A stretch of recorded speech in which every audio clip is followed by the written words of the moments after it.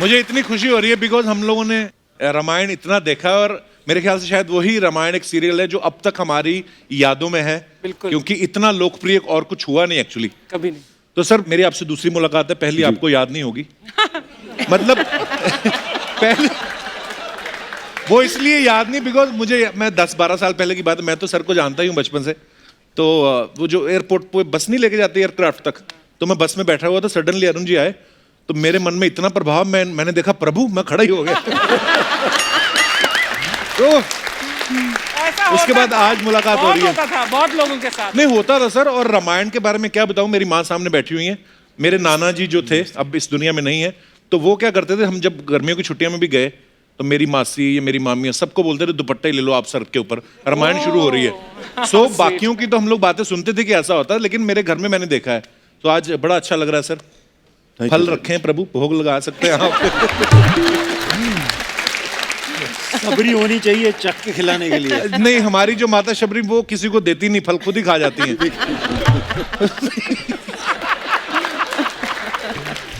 Sir सबके मन में एक सवाल है कि रामायण इतना बड़ा हिट सीरियल हुआ, आप सब लोगों की कास्टिंग कैसे सौभाग्य हुआ आप सबका?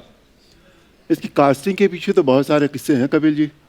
सागर साहब के कैंप में मैंने विक्रम और बेताल किया था जी। प्रेम सागर जी ने बनाया था। फिर मैंने एक फिल्म की जो आनंद सागर ने डायरेक्ट की थी, अच्छा जी। वो फिल्म की मैंने। तो मुझे अचानक एक दिन पता लगा कि सागर साहब रामायण बनाने वाले हैं। अच्छा जी। तो मेरे मन में न जाने क्यों ये ख्याल आया कि मुझे राम जी का किरदार करना चाहिए। अच्छा जी। मैं उनके पास चला गया। अच्छा, अपनी कास्टिंग खुद ही की आपने? मैंने खुद ही कर ली थी अपनी कास्टिंग। तो मैं चला गया उनके पास, मैंने उनसे कहा जी राम जी का रोल करना है मुझे, मैंने सुना रामायण बना रहे हैं आप। अच्छा जी। तो उन्होंने ना ऐसे छोटा चश्मा लगाते थे बिल्कुल। अच्छा जी। देखते बड़ा बड़ा थे। अच्छा। तो देख लिया उन्होंने, कहते हैं, मैंने कहा हाँ जी ठीक है, टाइम आएगा तो बताएंगे। सर टाइम आया, उन्होंने मेरा ऑडिशन लिया। अच्छा जी। और आउटराइट रिजेक्ट कर दिया। तो सर बात आई गई हो गई। फिर पता नहीं क्या हुआ, एक दिन सागर साहब का फोन आया, तुम क्या कर रहे हो? मैं कहा सर कुछ नहीं कर रहा। तो बोले जरा आ जा। मैं घर चला गया सर उनके। तो फिर उन्होंने जो लाइन थी वो मुझे आज तक बहुत अच्छी तरह याद है। भाई अरुण, वो जो साड़ी सिलेक्शन कमेटी है, अच्छा जी, वो डिसाइड की थी तेरे वर्गा राम नहीं मिलना। अच्छा, वाह। मैं कहा साहब पता नहीं ये तो क्या हुआ जाने। तो ये तो है मेरी कहानी। वाह। तो मुझे तब यही लगा कि भाई हर मोड़ पर इंसान की मर्जी तो नहीं चलती। बिल्कुल। उसकी जब चलती है ना, बिल्कुल, तो किसी की नहीं चलती। क्या बात है। जैसे उन्होंने बताया, मैं भी विक्रम बेताल में काम कर रही थी उनके साथ। उनके बंगले में शूटिंग होती थी उस टाइम पे। अच्छा जी। तो एक दिन मैंने देखा बहुत सारे छोटे छोटे बच्चे आए हुए हैं एंड पता नहीं क्या हो रहा है। मैंने पूछा, कोई घर के कोई भाभी जी मस्ट हैव स्टार्टेड नर्सरी और कुछ चल रहा होगा, क्योंकि उस टाइम पे बहुत ऐसा दौर रहता था कि छोटे छोटे बच्चे को बुलाओ, पढ़ाओ और समथिंग लाइक दैट। तो बोला नहीं, यहाँ तो रामायण की शूटिंग के लिए they are testing for Luv Kush. अच्छा, मैंने कहा राम सीता हो गए? नहीं, राम सीता नहीं हुए, लव कुश कर रहे वो लोग। अच्छा, this is very interesting. And फिर अचानक पापा जी का एक बार फोन आया, कुड़ी तू भी आ जा, सीता के रोल के लिए टेस्टिंग कर लेते। अच्छा जी। मैंने कहा आपके सीरियल में विक्रम बेताल में काम कर रही हूँ, दादा दादी की कहानी में काम कर रही हूँ, एंड अभी भी you want me to test, and वो भी राजकुमारी में ही रहती हूँ मैं तो हमेशा, मुकुट उकुट पहन के ही घूमते रहते थे हम लोग। तो आई सेड व्हाई? तो सिंह नहीं, सीता ऐसी लगनी चाहिए कि स्क्रीन पे आए ना तो मैं इंट्रोड्यूस नहीं करूंगी कि भाई ये सीता है। वो जब चार बहनें चलेंगी ना तो ऑडियंस कहेंगे ये सीता है, मुझे वो चाहिए। मैंने कहा ओके फाइन। तो उसके बाद तो ऑफ कोर्स 4-5 स्क्रीन टेस्ट हुए हैं। फाइनली आई गॉट टायर्ड, भाई लेना है तो लो, नहीं तो कोई बात नहीं। अच्छा। तो देन लास्ट स्क्रीन टेस्ट में he saying yes this is my Sita. क्या बात। So this was the story. और सुनील सर, आप जैसे कि अरुण जी ने और दीपिका जी ने कहा कि विक्रम बेताल दादी, मैं भी नहीं भी विक्रम बेताल और दादा दादी किया था। अच्छा जी। प्रेम जी ने मुझे इंसिस्ट किया कि ऑडिशन देने के लिए। मैं बहुत ज़्यादा नहीं था इंटरेस्टेड। अच्छा। उन्होंने कहा नहीं ऑडिशन दे दो। मैंने कहा चलिए ठीक है ऑडिशन देता हूँ। ऑडिशन दे दिया, सिलेक्शन हुआ, पर मेरा सिलेक्शन हुआ था शत्रुघ्न के लिए। अच्छा जी। हाँ, लक्ष्मण के लिए नहीं हुआ था। अच्छा जी। लक्ष्मण एक बहुत अच्छे मेरे मित्र बन गए थे उन दिनों, शशिपुरी जी, वो कर रहे थे। पर उनका कोई वजह थी, आई डोंट नो, लाइक मैंने कभी ज़्यादा डिटेलिंग में नहीं गया, उन्होंने मना कर दिया कि मैं नहीं करूँगा। मैं किसी और की शूटिंग कर रहा था, तो बाय चांस ही, कहते हैं ना किस्मत कई बार बहुत बड़ी होती है, तो मैं क्रॉस किया रोड, तो सागर साहब वहाँ से निकले, गाड़ी रोकी, मुझे पूछा क्या कर रहा है, मैंने कहा कुछ नहीं, शूटिंग कर रहा हूँ। कहते चल ऑफिस चल। मैंने कहा नहीं, मैं शूटिंग कर रहा हूँ, फिर आता हूँ आपसे, बाद में मिलता हूँ। मैं उस दिन गया नहीं, भूल गया। और उन दिनों मोबाइल नहीं होते थे जी, तो लैंडलाइन, और मेरे पास में लैंडलाइन पे फ़ोन भी नहीं था। अच्छा तो उन्होंने किसी को घर पे भेजा मेरे कि भाई इसको बुलाओ। अच्छा तो मैं गया वहाँ पे, तो कहने लगे कि मैं चाहता हूँ कि तू लक्ष्मण कर। मैंने कहा लक्ष्मण तो ऑलरेडी सिलेक्टेड है, फिर मैं क्यों लक्ष्मण करूँ? कहते नहीं नहीं, मैं चाहता हूँ तू लक्ष्मण कर।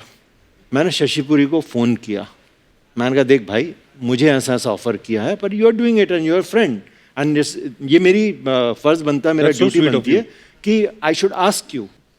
जैसे देख, मैं तो करने वाला नहीं हूँ, और किसी और को फाइनल करें, तेरी इच्छा है करने की, तो कर ले। तो then I got into it and told Sagar साहब कि हाँ ठीक है, मैं लक्ष्मण का रोल करूँगा, और रेस्ट इज हिस्ट्री। क्या बात।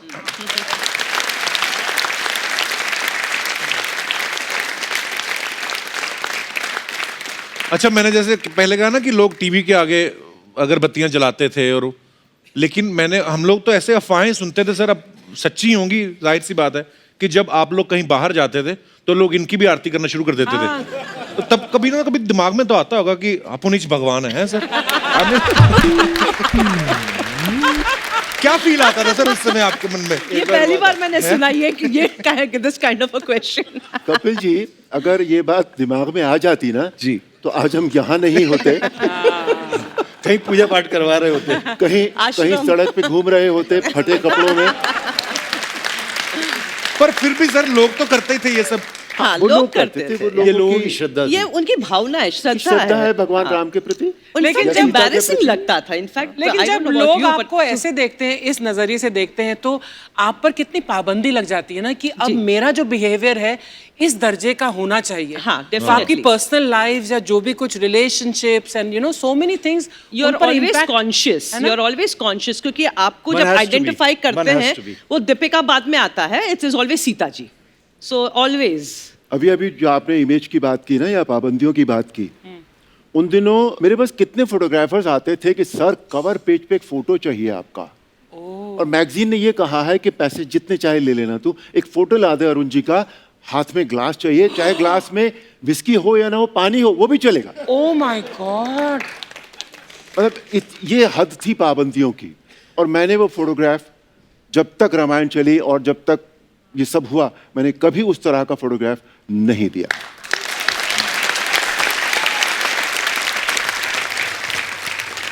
छोटा किस्सा आपको और बताता हूँ।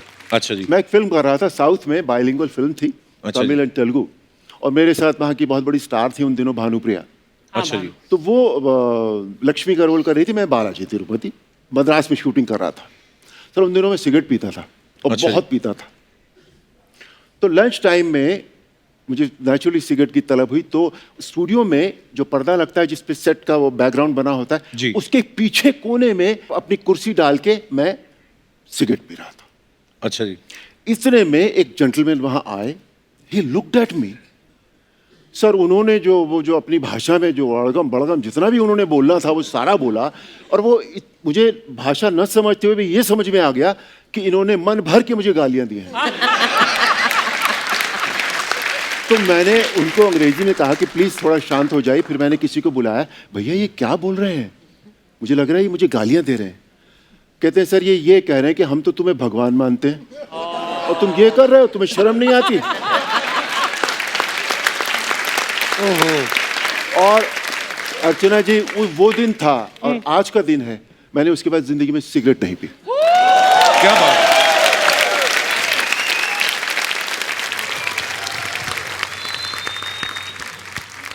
तो प्रोफेशनली भी बहुत फर्क पड़ा होगा ना, क्योंकि आप वो रोल्स नहीं ले सकते जो आप यू नो आमतौर पर यू मे हैव चोजन। इतना फर्क पड़ा था कपिल जी, बताओ। मैं उन दिनों बहुत ज्यादा फिल्मी पार्टियां हुआ करती थी, बड़ी बड़ी पार्टियां होती थी। अच्छा जी। तो मैं जब रामायण पॉपुलर हो गई थी तो मैं एक पार्टी में गया, उसमें श्रीदेवी जी बैठी हुई थी, अच्छा जी। उसमें जया प्रदा जी बैठी हुई थी और मुझे देखा और उठकर खड़ी हो गई और नमस्ते कर दिया।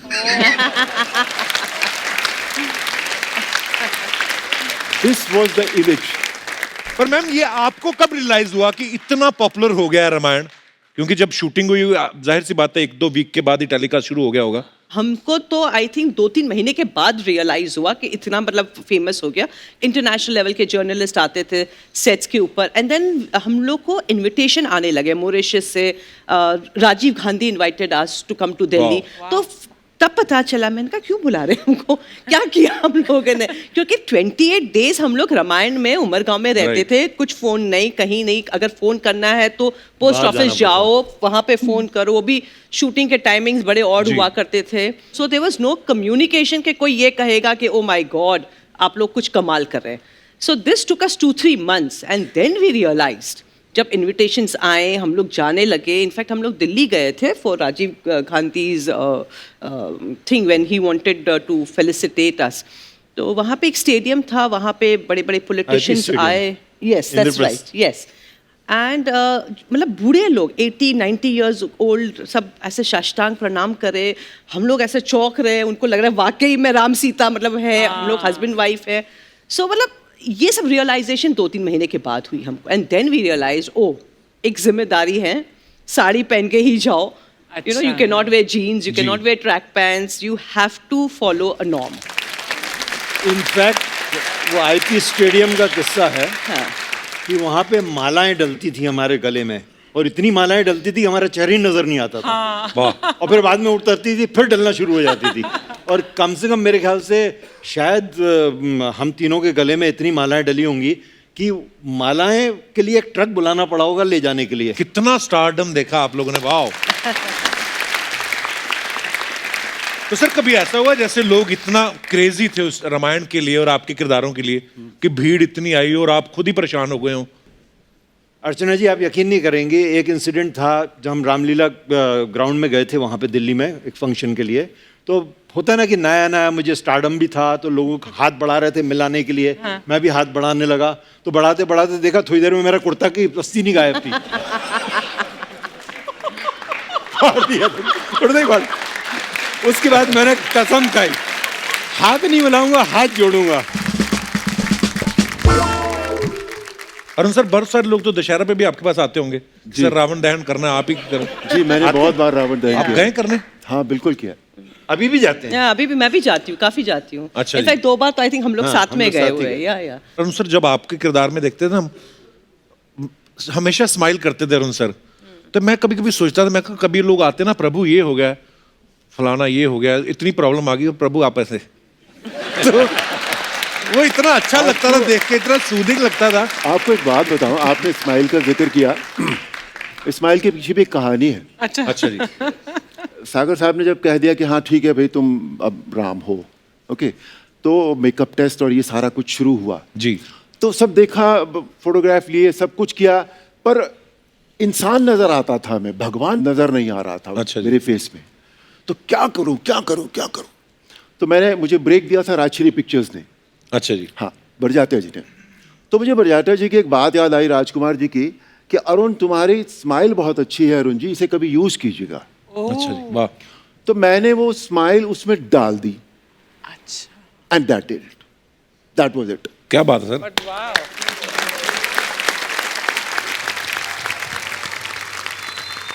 जैसे सर आजकल तो इतनी सारी फैसिलिटीज आ गई हैं। हाँ। इंडोर स्टूडियोज हैं, एसी हैं, आप लोग आउटडोर में शूट करते होंगे, स्पेशली जब वो बड़े वाले सीन शूट करते हैं मैदान में, युद्ध का ये वो, तो कितनी सारी चीजें पहन के रखना, इतने सारे गहने, आभूषण, मुकुट, विग, तो कभी कभी खुजली होती है इंसान को। तो बहुत होती थी। तो उस समय मैं सोचता हूँ, क्या उस समय कभी ऐसे नहीं हुआ आपके दिमाग में कि यार तीर निकाल के ऐसे कर लूं?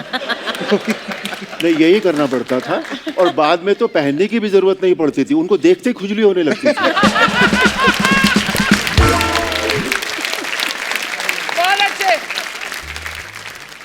अच्छा, ऊपर से वैनिटी वैन्स भी नहीं होती थी ना? ना, नहीं, कुछ भी nothing। नहीं। तो लंबा कुछ सीक्वेंस भी चल नहीं। रहा है, कभी वॉशरूम जाना है, तो क्या करते थे सर फिर? जैसे मैनेज होता था वैसे ही करते थे सर।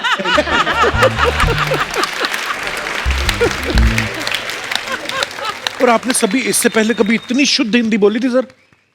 अरुण जी तो बोलते रहे, मैं मेरी मैंने जुबान कभी- हिंदी रही है, मातृभाषा मेरी हिंदी है। अच्छा जी। और अच्छी है, तो मैं तो बोलता था। तो फिर जब दारा जी हनुमान जी का रोल करते थे, तो उनका तो हिंदी के, क्योंकि पंजाबी आदमी जो होता है ना, इंग्लिश बड़ी अच्छी बोल लेंगे बाहर जाके, लेकिन हिंदी से हमारा थोड़ा। सर किसी को पहली बार पता लगा कि हनुमान जी पंजाबी थे।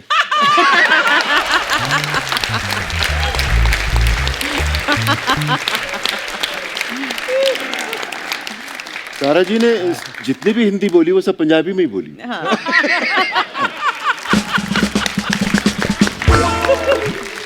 उनका वो जो वानर का मुख था, I think he got away because of that. और बड़े क्यूट लगते थे Yeah, Dara very ji. Very cute. Very fine gentleman. Very very very बहुत absolutely you gem of can't get a person. Better Hanuman ji. Actually. हाँ। अच्छा, कभी ऐसा नहीं हुआ आप शूटिंग कर रहे हैं सर, और दारा जी तो मतलब रुस्तमे हिंद कहा जाता है उनको, जी, जी, जी। पहलवान, तो कभी कोई प्रॉब्लम आ गई हो शूटिंग पे चलते, या कुछ भी हो गया हो और दारा जी ने अपना बजरंगबली वाला रूप दिखाया हो? सर मेरे साथ एक किस्सा जरूर हुआ है उनका, पर शूटिंग पे नहीं हुआ है। अच्छा जी। कीनिया में हुआ है, नैरोबी में। अच्छा जी। दारा जी और मैं काफ़ी मतलब है कि मिलते जुलते रहे, और हम लोग साथ में घूमने भी गए, खाना खाने भी गए, ऐसे गए हैं। तो एक अच्छा बार जी। हमने कहा चलो दारा जी शॉपिंग करने चलते हैं। अच्छा जी। तो शॉपिंग करने गए तो हमें छोटे छोटे 2 ब्रीफकेस बड़े अच्छे लगे। अच्छा जी। तो एक दारा जी ने ले लिया, एक मैंने ले लिया ब्रीफकेस। तो दारा जी लंबे ऊंचे पूरे आदमी, वो बड़े बड़े कदम निकाल के आगे चले गए, मैं थोड़ा पीछे चल रहा था। तो वहाँ पे कोई चोर चक्का टाइप का आदमी है, उसने मेरा सूटकेस खींचा और भागा। अच्छा। तो मैंने कहा चोर चोर चोर। दारा जी ने उसको यूं पकड़ा, हवा में लगा, तो यूं पटका उसको।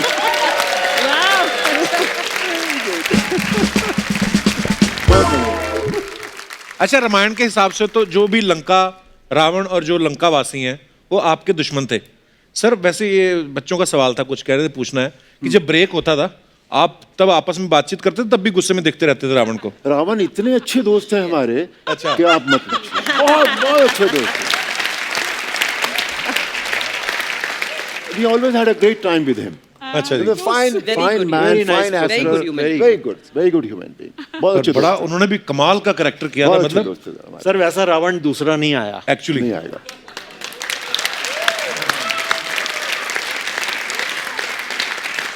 तो सर जब इतनी साथ काम करो, इतनी देर तक काम करो, और क्योंकि लंबे लंबे शूट चलते थे, लाइटिंग वाइटिंग हो रही है, जब आप आपस में आप प्रैंक्स भी तो करते होंगे कि नहीं, टाइम पास के लिए? बहुत किए हैं। बड़ा नेचुरल सा है वो बात तो। कोई इनफैक्ट एक्सपेक्ट नहीं करता ना कि अरुण जी ऐसे प्रैंक्स भी करते होंगे ऐसे चेहरे के साथ अभी। अच्छा, सिर्फ हिंदुस्तान में ही नहीं, मतलब फॉरेन में भी जहाँ जहाँ हिंदी समझने वाले लोग हैं, और रामायण को तो मतलब खैर आप सब जानते ही हैं पॉपुलैरिटी कैसी थी। मैं सोचता हूँ कितना मुश्किल होता है सर, आप तो वेकेशन पे भी नहीं जा सकते, वेकेशन पे गए आपका दिल करे बीच पे नहाने को। मैं बताता हूँ आपको, पीक पे थी रामायण, और मैं अपनी फैमिली के साथ मॉरिशस चला गया। अच्छा जी। मेरी पत्नी यहाँ बैठी है, गवाह है इस बात की, मेरी नमस्कार मैम, पत्नी बहुत और बहुत मेरा स्वागत है जी बेटा। आपका। हेलो। तो मॉरिशस हम लोग चले गए। मॉरिशस में हम लोग होटल से रोड क्रॉस कर रहे थे कि इतने में 2-3 गाड़ियों ने स्क्रीच करके ब्रेक मारा, और लोग उसमें से उतरे और भागे मेरी तरफ, और मेरी पत्नी को समझ में नहीं आया कि ये क्या हुआ। अच्छा। मतलब मेरे पति ने ऐसा क्या कर दिया है कि लोग उसके पीछे भाग रहे हैं। और सर वो आके 3 फीट दूर रुके और सड़क पर साष्टांग दंडवत। वाह। अब देख लो, पता भी है लोगों को कि ये एक्टर है, पर फिर भी। अब आप ये सोचिए जब ये हालत होगी तो वो बीच पे कैसे नहाने देंगे।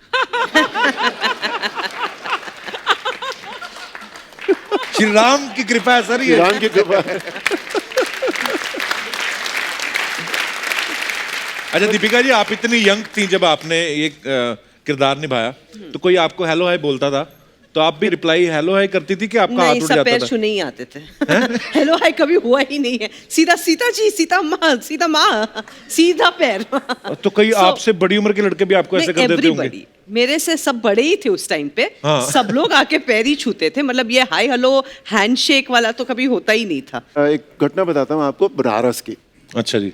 बनारस में हमें बुलाया गया, और बनारस में गंगा जो है वो एक मील का पार्ट होगा मेरा ख्याल जी। गंगा का। तो मैं दीपिका जी और सुनील जी, हम लोगों को एक नाव में बिठाया गया, ड्रेस में थे हम लोग, और बनारस का जो घाट है अर्चना जी वो 10 किलोमीटर लंबा है, वाह। और उस पर कम से कम 100-200 सीढ़ियाँ होती हैं। हाँ। तो हम लोग नाव में थे, और बनारस के घाटों पर सिर्फ सर ही सर दिखाई दे रहे थे, 1 इंच की भी जगह नहीं थी उस 10 किलोमीटर में। वाह। हर सीढ़ी पर लोग ही लोग, लोग ही लोग। ये it was in black and white in the newspaper.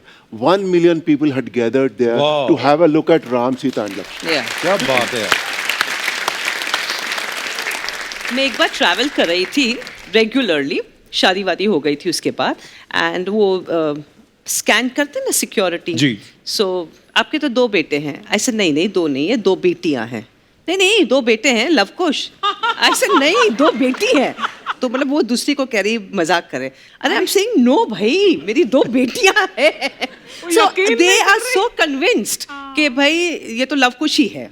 And there was a time when they thought that this is my husband and this is really my devar. So people were convinced. 4 दिन पहले की बात है, एक मुल्ला जी बड़े मेरे office के उधर सामने से, मैं बाहर टहल रहा था, कुछ ऑफिस में रेनोवेशन का काम चल रहा था, इसके लिए उन्होंने देखा, फिर ध्यान से देखा, फिर और ध्यान से देखा। वो अपने आँख से क्लोजअप ले रहे थे मेरा। अल्टीमेटली उन्होंने जब देख लिया, फिर वो अंदर आए, अंदर आके कहते सर आपने रामायण सीरियल में काम किया? मैंने कहा जी। मैं कहते लक्ष्मण का रोल किया? मैंने कहा हाँ किया।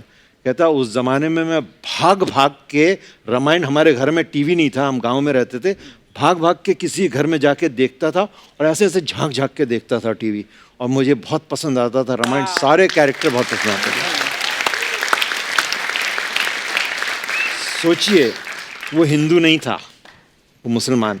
हमें फैन मेल, अरुण जी को पूछिए, हमें पूछिए, fan mail 20 to 30% fan mail ना पाकिस्तान से मुस्लिम्स की आती बहुत थी। फैन मिला, बहुत फैन मिल आती थी, क्या बात है। बहुत फैन मिला। और अभी आपके आने से पहले ही ये शो शुरू नहीं हुआ था, तो मेरे मेकअप मैन है, इज मुस्लिम, तो वो बता रहा था कि हमारे गांव में एक ही टीवी था, तो जब रामायण आती थी तो बाहर लगा देते थे टीवी। जी, जी। और सब मुस्लिम फैमिलीज देखती थी। ये अखंड भारत एक्चुअली। एब्सोल्युटली। प्रेम जी बहुत बहुत स्वागत है आपका हमारे शो पे। प्लीज प्लीज विराजमान हो जाइए, बैठिए सर। सर सबसे पहले तो आपका बहुत बहुत धन्यवाद, आप हमारे न्योते पे यहाँ पे आए। और सर हम सब जानना चाहते हैं कि रामायण के साथ आप कैसे जुड़े हुए थे? आप असिस्ट करते थे रामानंद सागर जी को या? मैं तो रामायण के साथ 1975 से जुड़ा हूँ। अच्छा जी। मैं चरस का कैमरामैन था, डीओपी। अच्छा जी, वाह। हम चरस की शूटिंग कर रहे थे स्विट्जरलैंड में। अच्छा जी। तो स्विट्जरलैंड और फ्रांस के बीच में एक बॉर्डर है, यहाँ पे एक रेस्टोरेंट था, ले डेब्लेकेर। अच्छा जी। और वहाँ पे रात को शूटिंग के बाद धर्म और हेमा जी के साथ हम गए थके थुके, एंड एक फ्रेंच मैन एक बड़ा सा बॉक्स लेके आया। अच्छा जी। और उसने ऐसे किया, बटन दबाया, उसमें फिल्म शुरू हो गई। अच्छा जी। मैं पापा जी सब खड़े हो गए कि एक बटन दबाने से फिल्म कैसे, प्रोजेक्टर कहाँ है? हाँ उस टाइम टीवी कभी देखा नहीं था, कलर टीवी। जी। तो पहली बार कलर टीवी देखा। अच्छा जी। जैसे तो उसी वक्त पापा जी ने डिसाइड किया कि मैं फिल्में छोड़ रहा हूँ, अच्छा जी। मैं टीवी में जा रहा हूँ। मैं जिंदगी में 3 चीज़ें बनाऊंगा, एक 12 कला अवतार राम, एक 16 संपूर्ण कला अवतार कृष्णा, एंड शक्तिमान दुर्गा। वाह। तो 76 में उनकी इतनी विजन थी कि 76 में उन्होंने कहा कि फ्यूचर टेलीविजन है। आज आपका शो विश्व भर में जाता है। शुक्र है सर।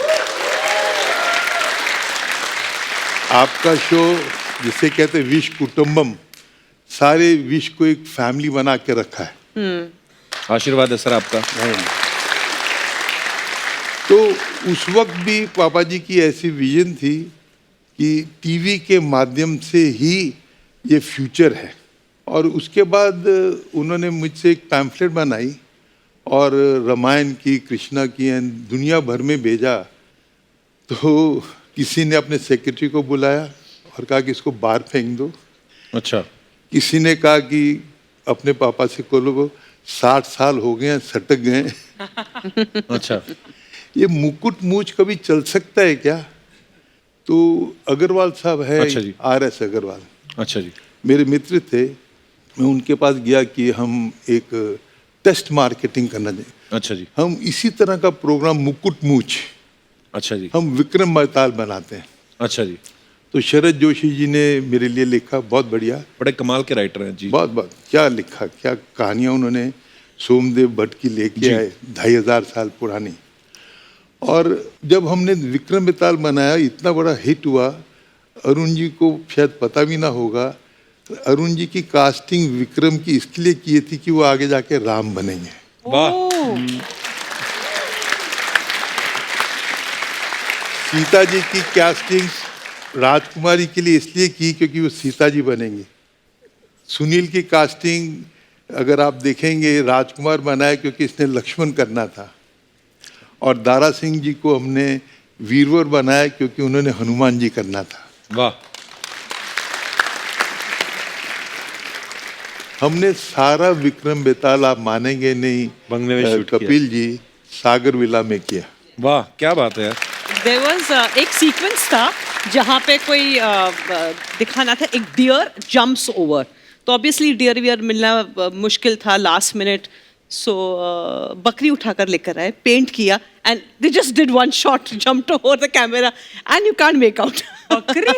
बकरी गोट। एक पंछी का सीक्वेंस था कि महापंछी, हाँ वो मेरे हाथ पे। अच्छा जी। हाँ, अभी महापंछी आता है, देखता है, आदमी को उठा ले पूरे जाता है। विलेज को डिस्ट्रॉय कर देता है।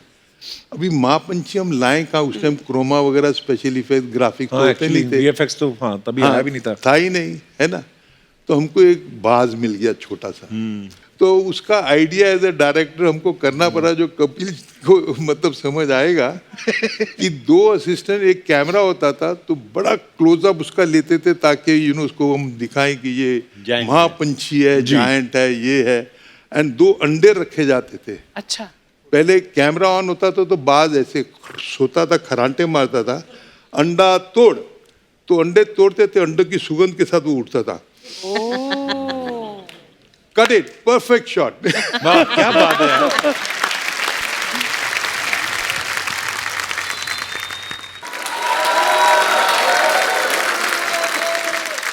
सर मैं ना एक्चुअली मेरे मन में सवाल भी था, मैं कहा जब आप आएंगे तो मैं आपसे पूछूंगा, जब बचपन में रामायण में हम देखते थे तीर उड़ते थे, गर्दन कट जाती थी, तो मैं वही पूछने वाला था कैसे करते थे सर आप लोग?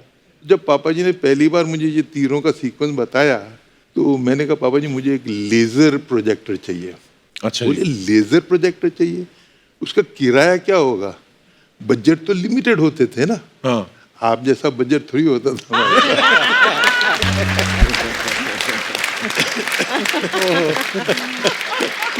आप पे तो कुबेर की कृपा है। Yes. तो हमने लेजर प्रोजेक्टर के साथ एंड कंप्यूटर में वो सब तीर वगैरह बनाए, और लेजर प्रोजेक्टर में वो सारे चक्र के वो जो सारे थे। एंड पापा जी ने मुझे स्टूडियो दिया, कैमरा दिया, और झगड़े तो होते थे ना, उस तरह देख के मैं इस तरह, ये ले तेरा कैमरा, जा जो करना है कर ले। 6 दिन 6 रात मैं निकला नहीं, ना खाना ना पीना। 6 दिन के बाद मैं निकला, मैंने कहा ये लीजिए आपका सीक्वेंस। तो एंड मैं बेहोश हो गया। एंड जैसे उठा तो डॉक्टर का सीक्वेंस होता है ना फिल्मों में, सब डॉक्टर देख रहे होते हैं, पेशेंट देख रहा होता है, मैंने देखा सब देख रहे हैं। एंड पापा जी ने कहा प्रेम बहुत ग्रेट सीक्वेंस है, तेरे लेजर प्रोजेक्टर ने कमाल किया। क्या बात है। आज आपके मुंह से किस्से सुन रहे हैं तो हम थोड़ा सा आइडिया लगा सकते हैं कि कितनी मेहनत की आप सबने। Thank you so much sir. हमें तो बचपन में वो लड़ाई वाले सीक्वेंस का बड़ा मजा आता था, जब तीर चलता था ना एक, और एक तीर चलाया भगवान ने, दूसरा चलाया राक्षस ने, राक्षस का गायब हो जाता था, फिर उसका रिएक्शन देखने का बड़ा मजा आता है, टैं डिश गायब हो गया कहता। प्रेम सर ऐसा तो बहुत बार, मतलब इतनी बड़ी स्टार कास्ट के साथ जब आप काम कर रहे हैं और मोबाइल फोन नहीं है, आजकल तो झट से हम एक दूसरे को फोन करके पूछ लेते हैं क्या चल रहा है, ऐसा कभी नहीं हुआ कि 1-2 आर्टिस्ट को बुलाना ही भूल गए हो, बाद में पता चला हो शॉट रेडी है तो उनने तो बुलाया नहीं उनको? ऐसा होता होगा आपके साथ भी? हो सकता है, बट उस टाइम ये भी नहीं था कि हमारे पास कोई मतलब एक्टर्स की लिस्ट हो कि हम किस किस को क्या करें। अच्छा जी। जैसे कि दारा सिंह अगर प्ले कर रहे थे हनुमान, तो सुग्रीव कौन प्ले करेगा? जी। उसकी हाइट वीट वो Right, होनी चाहिए, personality. you see? तो बिगेस्ट प्रॉब्लम कि सुग्रीव को ढूंढा जाए, सारा यूनिट लगा हुआ है, वो अखाड़े जा रहा है, इधर जा रहा है, उधर जा रहा है, पर सुग्रीव नहीं मिल रहा है। 7 दिन रह गए, 6 दिन रह गए, सुग्रीव नहीं मिल रहा है। अच्छा जी। हम उमरगांव के जंगल में रात को 2 बजे 3 बजे लाइटें लगा के शूटिंग कर रहे, एंड लाइटें ऑफ हुई तो पैकअप हो गया। तो सडनली हमने देखा कि होराइजन पे एक बहुत बड़ी फिगर, एक जैसे कि एक विशाल भूत जैसे खड़ा हो गया। सब डर गए कि ये जंगल में मतलब कि ये क्या हो गया, क्या होने वाला है। एंड वो उठा एंड भागता हुआ हमारी तरफ आया। कोई हिल नहीं रहा, सब बैठे हुए हैं। टेंशन जैसे सीक्वेंस होता है फिल्मों में, क्लाइमेक्स। एंड आके उसने छलांग मारी एंड पापा जी के कदमों में गिरा एंड लाइटें ऑन हुई तो उठा एंड पापा ने बोला तू कौन है? कहता मैं सुग्रीव हूँ। ओह, अच्छा। पापा ने बोला तू सुग्रीव कैसे? कहता मैं इंदौर से हूँ एंड मैं पहलवान हूँ। मुझे लगा कि मुझे दारा सिंह के अगेंस्ट सुग्रीव का काम करना चाहिए। मेरे जैसा सुग्रीव हो ही नहीं सकता। वाह। Very confident. Yeah. ये चमत्कार था रामायण बनाने के वक्त, है ना। उसे बोला तुझे डायलॉग आते? कहता है नहीं साहब। तो तू एक्टिंग कैसे करेगा? कहता है अखाड़े में हम लोग एक दूसरे को मतलब क्या क्या बोलते हैं मैं प्रजा को नहीं बता सकता। अब नजर तू वही बोल। अच्छा, पापा जी का उसके बेस्ट मुकुट में अखाड़े के जो शब्द होते हैं वो सब मतलब इस तरह के लैंग्वेजेस बोलता था। बाकी डब्बर क्योंकि वो क्योंकि वो मेकअप रहता था। पता नहीं उसको, उसके एक डायलॉग सुग्रीव ने अपना नहीं बोला। और सब डब हो गया था बाद में, सब डायलॉग डब हुआ डब कर देते। ओह, सर कुछ अफवाहें हैं, जैसे मैंने पहले कहा दीपिका जी कि फैलती रहती हैं फिल्म स्टार्स के बारे में, जो भी पॉपुलर लोग होते हैं। तो ये कुछ अफवाहें हैं। तो सर आपसे शुरुआत करते हैं। पहली अफवाह आपके बारे में लिखी हुई है, क्योंकि आपने रामायण सीरियल में काम किया है, तो अफवाह ये है कि आपने शादी के समय शर्त रखी थी कि शादी तभी करूंगा जब स्वयंवर होगा। ये बात सही है कि गलत है सर? गलत है। अफवाह है? अफवाह। ओके, मैं आपको ये भी बता देता हूं हमारी ज्यादातर अफवाहें गलत ही होती हैं। तो आपके बारे में एक और अफवाह है सुनील जी कि आपका किरदार गुस्से वाला था, तो सेट पे आपको जानबूझ के खाना देर से दिया जाता था ताकि आप नेचुरली गुस्से वाले रिएक्शन दें। यस, ये सच है। दीपिका जी आपके बारे में अफवाह ये है कि जब आपने बीजेपी के लिए चुनाव लड़ा तो पार्टी ने साफ तौर से मना कर दिया था कि आप ऐसे आशीर्वाद वाला हाथ ऊपर नहीं करेंगी, ये दूसरी पार्टी को प्रमोट करता है।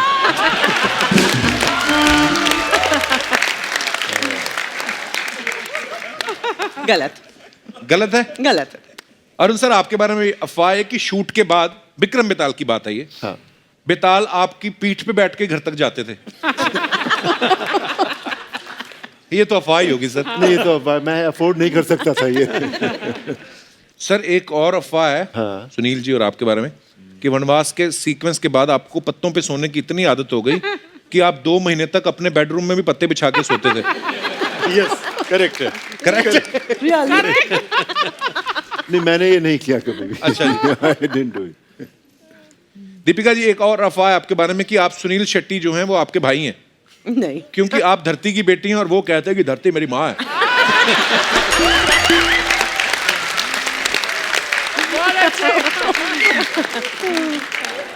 सर अफवाहें कैसी कैसी उड़ती मैं आपको बता नहीं सकता।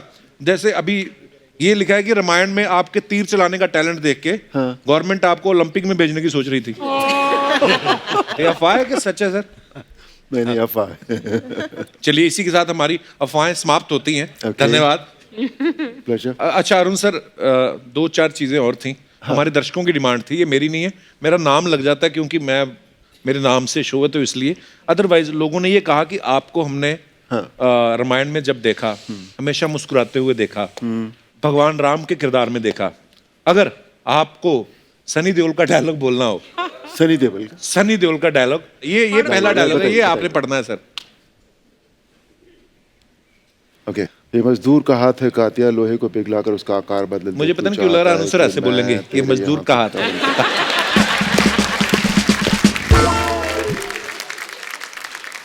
ओके। खड़ा होके बोलूं, बैठ के जैसे बोलूं? आपका मन हो सर। नहीं, जैसे आप बताओ। जैसे आपका मन करे। सनी देओल का डालोगे तो खड़े होकर मजा आएगा। हाँ। अग्रेशन आएगा।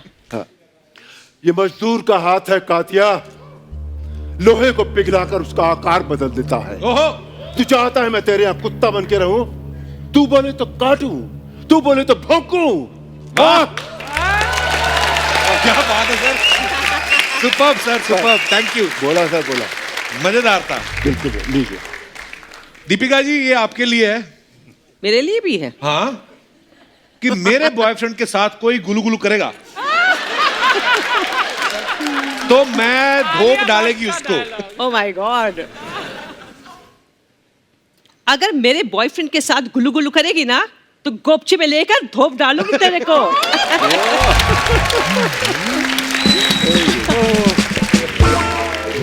पापा जी। ओह, सुनील सर, आपके लिए एक डायलॉग है कि मंगल का खून कोई लेमन सोडा नहीं, जिसे विजय जैसे ओंगे पोंगे अपनी प्यास अरे बुझाए। वाह। जय राम जी की। मंगल का खून कोई सोडा बॉटल नहीं, जो ओंगे पोंगे अपनी प्यास बुझाएं। जय श्री राम।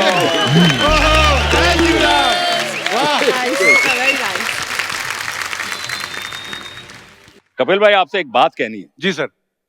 महाभारत ने हम सबके सारे सपने पूरे किए और आज एक सपना बाकी था आपका, कि आप महाभारत वालों से मिलो, वो भी पूरा हो गया।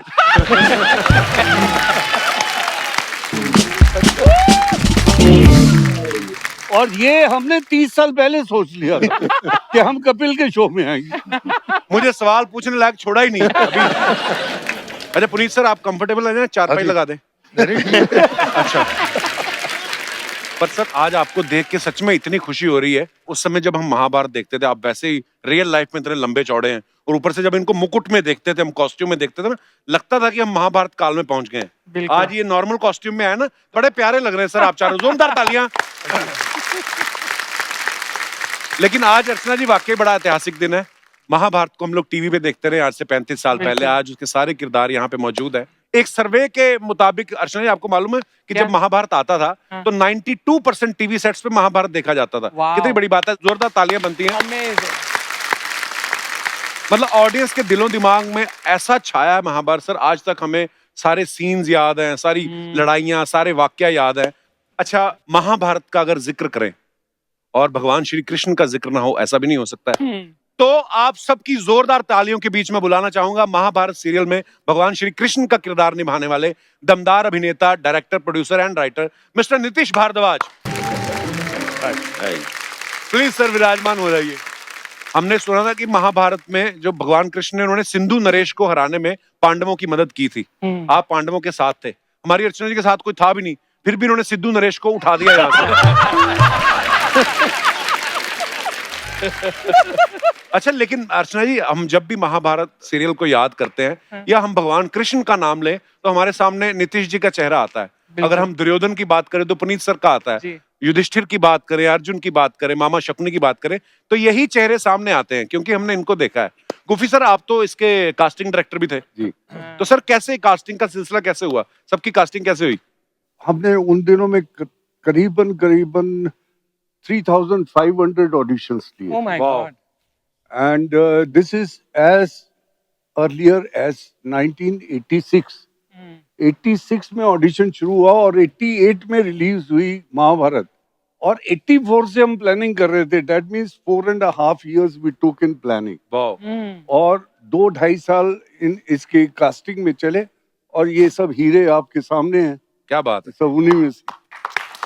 कपिल भाई, जिंदगी में शकुनी ने एक ही अच्छा काम किया है, कास्टिंग अच्छी है।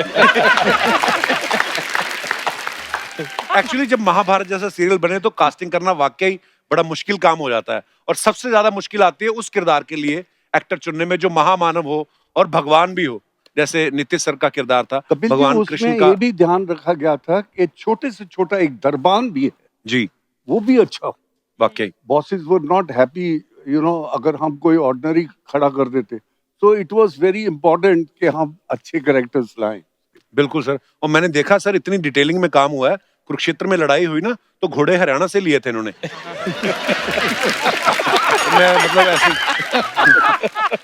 सर, लेकिन जब भगवान कृष्ण की कास्टिंग हुई नीतीश जी की, ये कैसे मतलब कैसे मुलाकात हुई आपकी इनके साथ? नहीं, इनसे मुलाकात मतलब मेरा हमारी- सवाल ये मैं इसलिए पूछ रहा हूँ क्योंकि आप खुद कास्टिंग डायरेक्टर थे, हाँ। चाहते तो आप खुद भी कृष्ण बन सकते थे। आपने शकुनी मामा का रोल चुना। सर मैं इतनी गलत फहमियां नहीं पालता।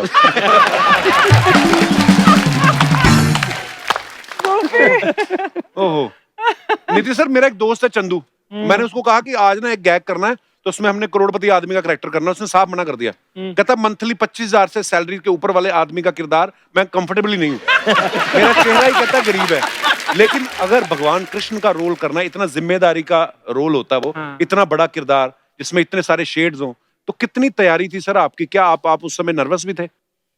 नहीं, नर्वस तो नहीं था, क्योंकि जैसा मैंने पहले भी कई बार कहा है, ये जो किरदार होते हैं ये कहीं ना कहीं विधि लिखित होता है जी। और इनको ऐसा नहीं होता कि आपको ये किरदार मिल गया और आपने महीने भर में इसकी तैयारी कर ली। अब इसके लिए जितनी सारी आवश्यकताएं थी, स्क्रिप्चर्स का जानना, वेद, उपनिषद, भगवत गीता, ज्ञानेश्वरी का पढ़ना, ये बचपन से हमारे घर में था। अच्छा। वाह। जो मेरी परवरिश ही वैसी हुई है, हमारा घर का संस्कार ही वैसा रहा है, जी। तो ये कहीं ना कहीं मुझे लगता है विधि लिखित के कारण ये मेरी तैयारी ऊपर वाले ने तभी से करवा ली वाह। कि किसी एक दिन कपिल शर्मा मुझसे ये सवाल करेंगे तो मैं जवाब दूंगा। अच्छा, आपको ये जानकर हैरानी होगी कि पहले ये विदुर कर रहे थे अच्छा जी। और दो दूसरे सिलेक्ट हुए थे जो कि कृष्ण का रोल करने वाले थे। एक पुराने एक्टर थे और एक हमारे युधिष्ठिर जो बैठे हैं, he was also nominated for Krishna, अच्छा जी। he was Vidur, but then लेकिन शकुनी ने अपनी चाल चल दी। नहीं, then रवि साहब और हमने इनके साथ कुछ एड फिल्मिंग की, उसमें हमको इनका पता लगा कि आंखें भी बड़ी बोलती हैं and is got knowledge of Hindi and Sanskrit so good, अच्छा। तो फिर चेंज क्या He बात। was so good. वेरी। तो नीतीश सर, जब आपको सेट पे कोई नीतीश कह के बुलाता था, आप मुड़ते थे या प्रभु कहते तभी मुड़ते थे आप? नहीं, एक और- सेट पे रवि जी की एक आदत थी, वो जी। कभी किसी को हमारे नामों से नहीं बुलाते थे। हाँ, अच्छा जी। दुर्योधन, शकुनी, इन्हीं नामों से सब चलता था, तो वो दुविधा की परिस्थिति कभी उत्पन्न ही नहीं हुई। तो सर, एक अर्चना जी का सवाल था, हाँ, इनका ये सवाल था कि कभी ऐसा तो नहीं हुआ कि आप प्रोड्यूसर से चेक मांगने गए हो और उन्होंने कहा हो हमने तो भगवान कृष्ण के मंदिर में चढ़ा दिया, आपको मिला नहीं?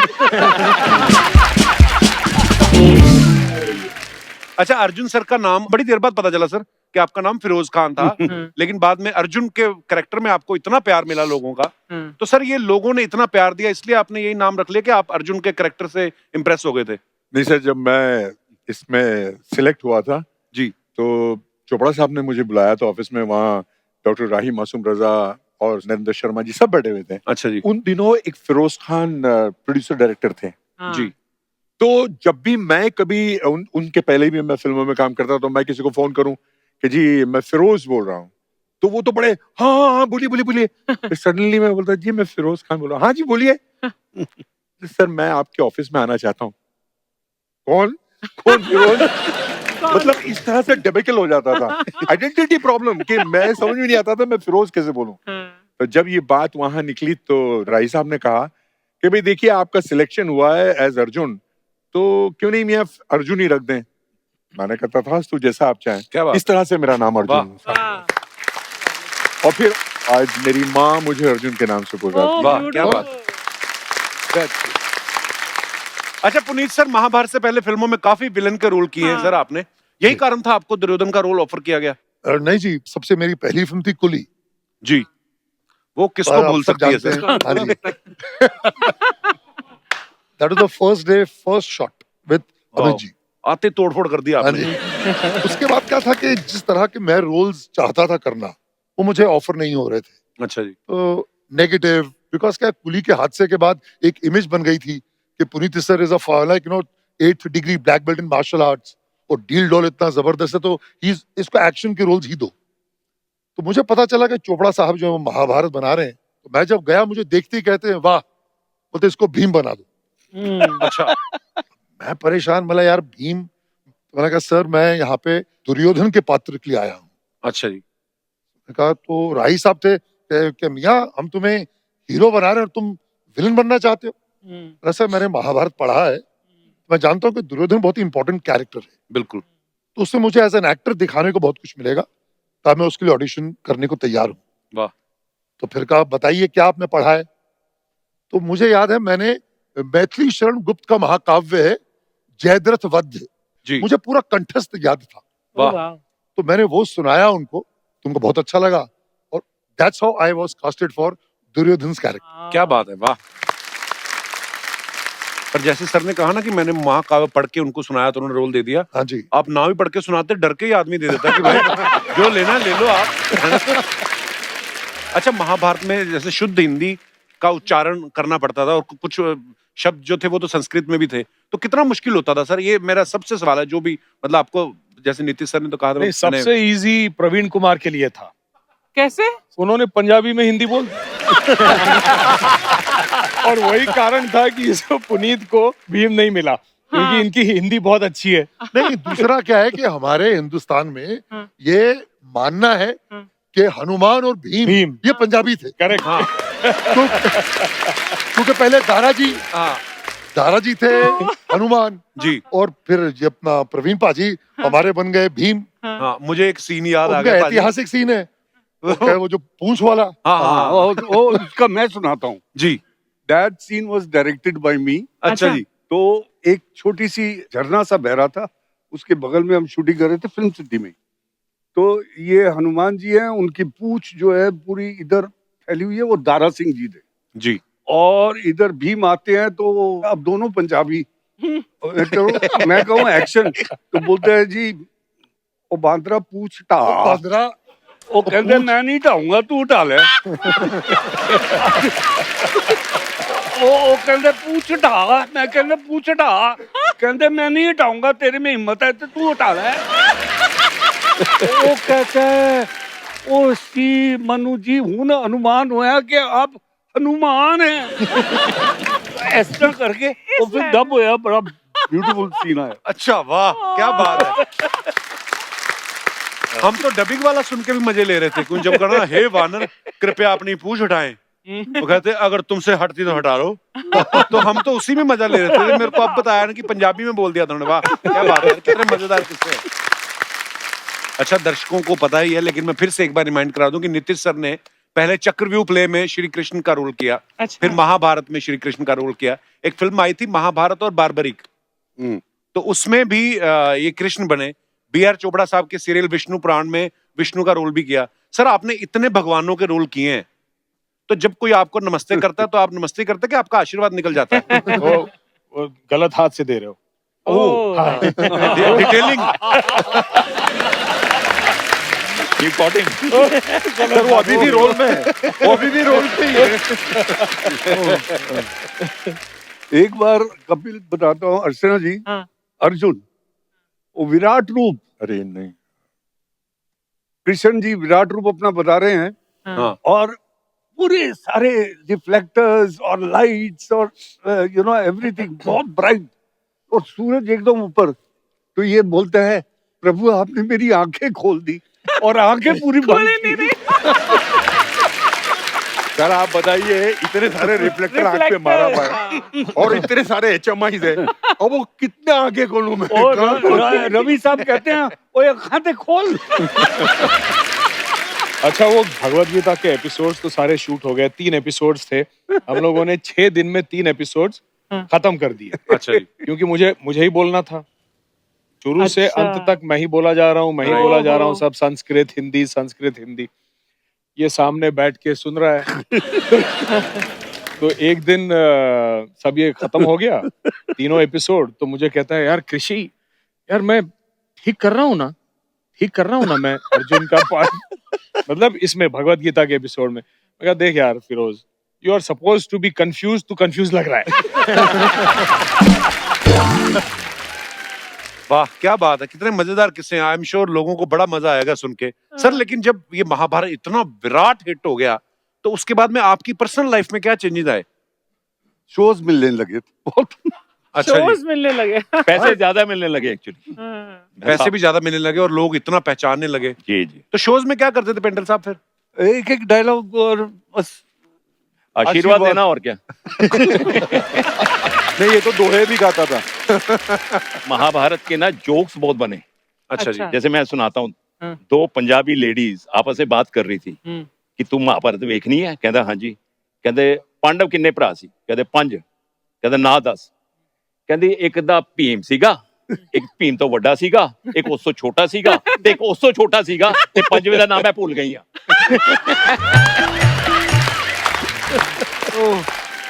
सोचो, अभी तो उन्होंने पांडवों के नाम पूछे, अगर कौरवों के पूछ ले।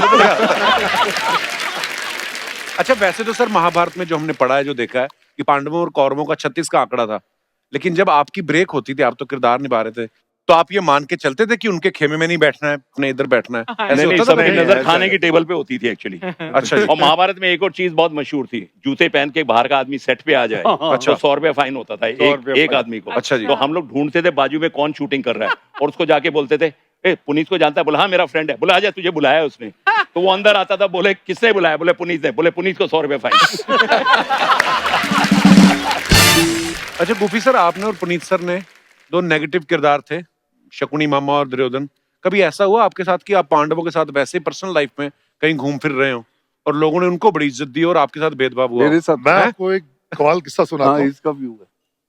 हम शूटिंग कर रहे थे इन जयपुर, जो अच्छा। क्लाइमैक्स ओके, सीक्वेंस, युद्ध का आज सीक्वेंस। युद्ध का, तो वहां के एक बहुत बड़े उद्योगपति थे। अच्छा जी। तो उन्होंने पूरी टीम को डिनर पे आमंत्रित किया अच्छा कि जी। आप आइए जी, खाना हमारे भोजन करिए। तो पूरी टीम हम पहुंच गए।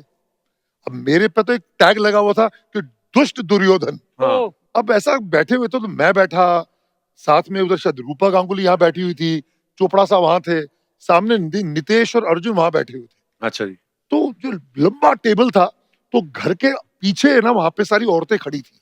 वहां से वो लेडीज में खुसुर पुसुर हुई, एक आई और उसने रूपा के कान में कुछ कहा कि आपको वहां बुला रहे हैं। अच्छा। तो रूपा उठ के चली गई। वो गई, जैसे पहुंची तो बाद में थोड़ी देर बाद रूपा वहां से आई और मुस्कुराती हुई आई। मेरे को समझ में नहीं आया, मुझे बाद में पता चला, उसको बोला कि तुम उसके उस दुष्ट के पास कैसे बैठ रही हो? तो हटो वहां से, जाओ जाकर अर्जुन और अपना कृष्ण के पास बैठो। अच्छा, इसके बाद जब खाना परोसना शुरू किया, तो क्या वहां के उनकी घर की परंपरा ये थी कि जो खाना परोसेंगी तो घर की लेडी जो थी वही सबको खाना परोसेंगी। वो चांदी की थाली में सब में खाना सबके लिए था, तो सबको डाला। जैसे मेरी बारी आए, औरतें मुझे बाईपास करके जाए, दूसरों को दे। तो मुझे तो खाना ना दे, और मुझे जो घर के जो महाराज थे वो आके खाना दे, वो आके मुझे दे। तो जो उनकी जो दादी अम्मा थी, वो जैसे आई, वो आई तो जैसे मुझे क्रॉस करके जाने लगी। बोला माता जी दीजिए ना मुझे। बोलती है दुष्ट। बोलते इतना गुस्सा अच्छा नहीं है। अरे कृष्ण भगवान को बांधने की बात कर रहा है। अरे 5 गांव तो मांगे थे, दे देता 5 गांव। तो ये था। पर एक्चुअली लोग सच मानने लगते थे ये चीजें। अब मेरे को उन दिनों में क्या होता था, कपिल जी के बहुत से फैन मेल आते थे जी। आजकल जैसे SMS है या इंटरनेट है या उस मीडिया नहीं था, तो हमारे फैंस आते थे ढेर सारे, रोज डाकिया हम लोगों के फैन में लेके। एक फैन ने तो कमाल कर दी, उसने लिखा हुआ पोस्ट कार्ड आया था, अबे शकुनी मामा। अबे तू अपने आप को क्या समझता है? हाँ? तू बड़ा दुष्ट है।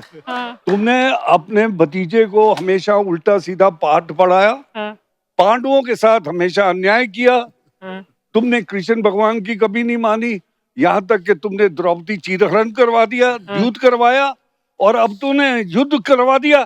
अबे शकुनी, अगले हफ्ते अगर युद्ध बंद नहीं हुआ तो हम तेरी दूसरी टांग तोड़ देंगे। इतने जज्बाती हो जाते हैं। मेरा एक जुए का एपिसोड जब खत्म होता है जी, मैं सब कुछ हार गया, तो मैं अपने बेटे को दोपहर को एपिसोड के बाद में ट्यूशन से लेने गया जू से। तो जू से वापस आ रहा था, 7 बंगला के क्रॉसिंग पे गाड़ी खड़ी थी, अचानक एक गाड़ी भरी हुई आई बाजू में, और मुझे देखी, वो बोलते ओ युधिष्ठिर, जुए में सब कुछ हार गया, गाड़ी क्या द्रौपदी की लेके घूम रहा है? Kapil, They used to get so involved. आपको एक किस्सा सुनाता हूँ जी मैं। महाभारत की शूटिंग चल रही है, सडनली मैं रास्ते पे जा रहा हूँ कहीं पे, एक पुलिस की गाड़ी आती है और मुझे ऐसे करती है, पता नहीं कि मैंने शायद सिग्नल तोड़ा, क्या किया, did I jump a signal, nothing. पता सर आपके नाम का वारंट निकला है, आप पुलिस स्टेशन आइए, it's a non available warrant. यार ये क्या हो गया। हम गए पुलिस स्टेशन, तो पुनीत सर, गूफी पेंटल, पंकज धीर जो करण बने थे, और चोपड़ा साहब, राही मासूम साहब के ऊपर बनारस से किसी ने केस कर दिया कि आपने जो वस्त्र हरण किया द्रौपदी का, उससे हमारे सम्मान को और हमारे दिल को ठेस पहुंची है, तो you should be put behind bars. हम पे एक्चुअली किसी ने केस किया, आयोग तक चला गया। अच्छा केस कर दिया, और वहां पे जज ने वारंट भी इशू कर दिया, and it is a non available warrant. फिर हम गए यार, मेरा कर पकड़ना है तो देखिए वेद व्यास को पकड़ो जिसने लिखी है। You know, अच्छा खैर उसके बाद तो चोपड़ा साहब ने खैर अपने वकील किया, और जाकर उन्होंने शायद बात रफा दफा कर दी। You won't believe Archana, about 2-3 years back, 2-3 साल पहले हम भूल भाल गए सर, 30 साल के बाद ऑलमोस्ट फिर सडनली देखा तो मेरे घर पे फिर वारंट आ गया। Really? वो केस अब खुला 28 साल बाद। Oh my God! अच्छा ना चोपड़ा साहब हैं, ना रवि जी हैं, ना राही साहब हैं, ना पंडित नरेंद्र शर्मा हैं, तो मेरे पे, गूफी पे और पंकज जी पे केस। हम एक दूसरे को फोन करें, क्या करना है भाई? क्या you won't believe, we had to hire a lawyer कि भैया जाओ हमको रिप्रेजेंट करो।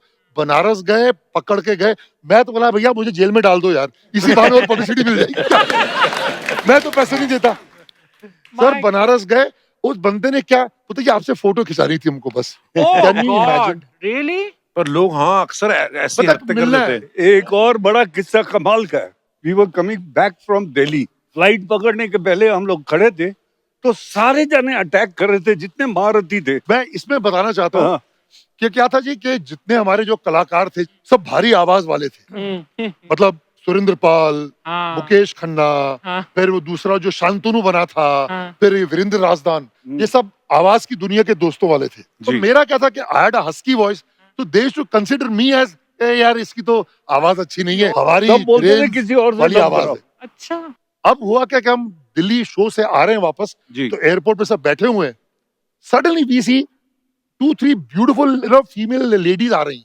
सडनली औरतें चल के सीधा मेरे पास आती हैं।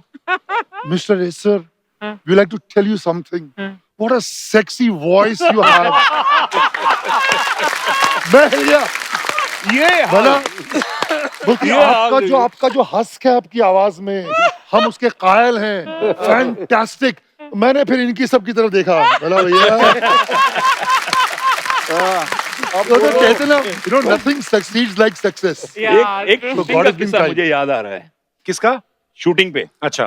तो जैसे ही दुर्योधन के 99 पुत्र वीर गति को प्राप्त हो चुके, तो उसके बाद हम पांचों पांडव गांधारी के पास जाते हैं आशीर्वाद लेने की भाई एक ही के 99 पुत्र, उसके भाई भाई भाई भाई, भाई, भाई, भाई। गलती होती है यार। तो गांधारी से आशीर्वाद लेने जाते हैं कि एक ही आपका पुत्र बचा है, तो अगर आप उसे समझा सके तो छोटा सा टेंट था फिल्म सिटी के अंदर 2 नंबर पे, और उसमें जगह कम थी और ट्रॉली लगी हुई थी, तो हम लोग बार बार जाते थे, और सबसे पहले मैं बड़े वाला जाके जैसे आशीर्वाद देता था, प्रणाम माता श्री, वो कहती थी आयुष्मान पाओ। उसके बाद आता था प्रवीण कुमार जी, और वो लंबे चौड़े 6 फुट 7.5 इंच, वो बैठते थे, प्रणाम माता श्री, आयुष्मान। वन मोर, क्योंकि वो कट हो जाता था, क्योंकि वो फ्रेम में आते ही नहीं थे। 23 रिटेक हो गए, 23 रिटेक, और 24वीं बार आया, रवि चोपड़ा जी को बोलता है, रवि जी जदों भी आओ कहती है आयुष्मान पाओ, आशीर्वाद बट रही है, गुलूकंद बट रही है।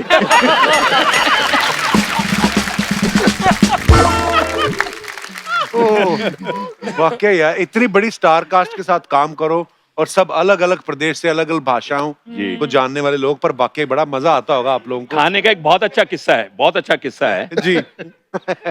पुनीत जी जो है, जैसे ब्रेक होता था तो सबसे पहले खाने की टेबल की तरफ भागते थे, और सब लोग वेट करते थे, गड़ करके इनकी प्लेट पूरी भर गई, बाकियों के लिए कम बचता था। तो एक दिन शॉट हो रहा था इनका और पंकज का, तो उनको लगा कि यार, और विदुर आया हुआ था, विदुर का लंच के बाद था, तो विदुर जो है वो खाने की टेबल के पास खड़ा हो गया कि यार इससे पहले ये आएगा पुनीत, मैं खाना डाल लूंगा।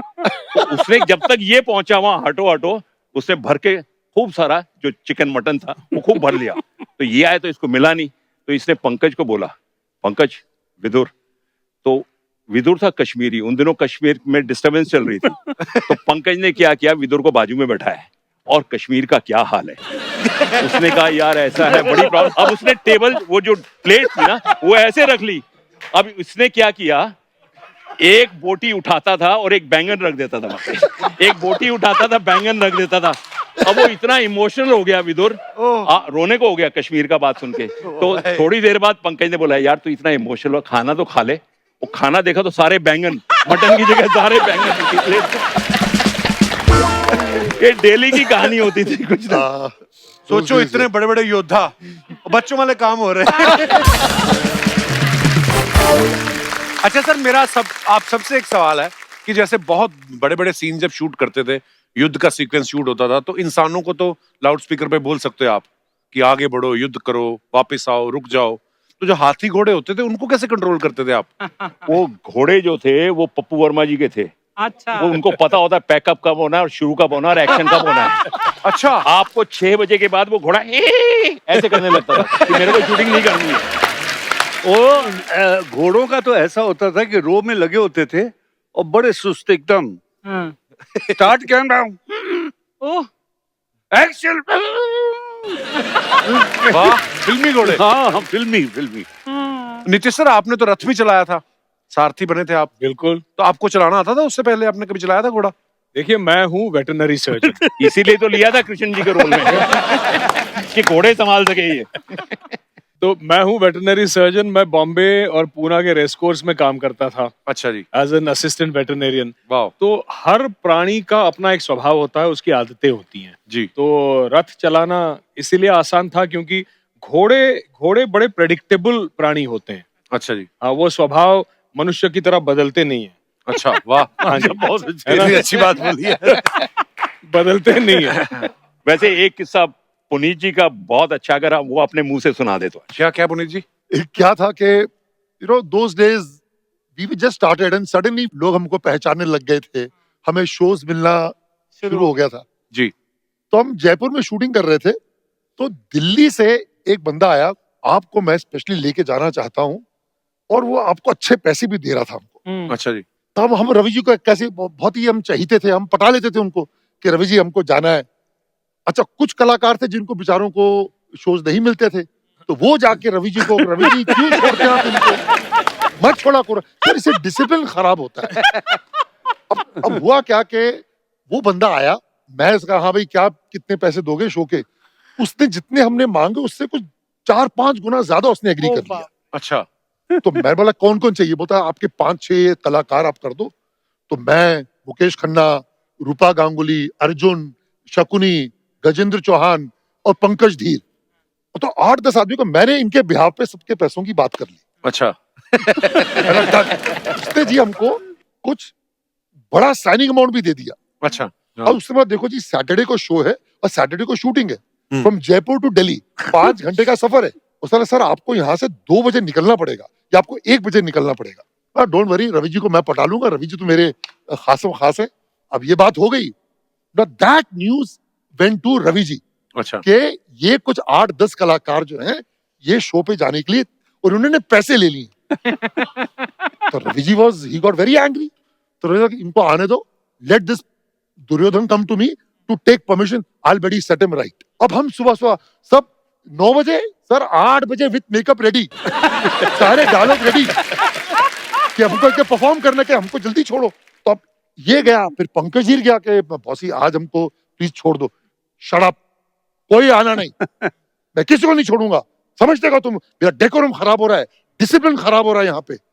अब ये हो गया, अब क्या हुआ जी, करते करते 11:30, 12, 12:30 बज गए। अब हमको टेंशन के पैसे जो वापस करने पड़ जाएंगे। अब वो टेंशन हो गई। तो पंकज जी रहा है मेरे पास, I have to tell you this, you know Ravi ji great man he is.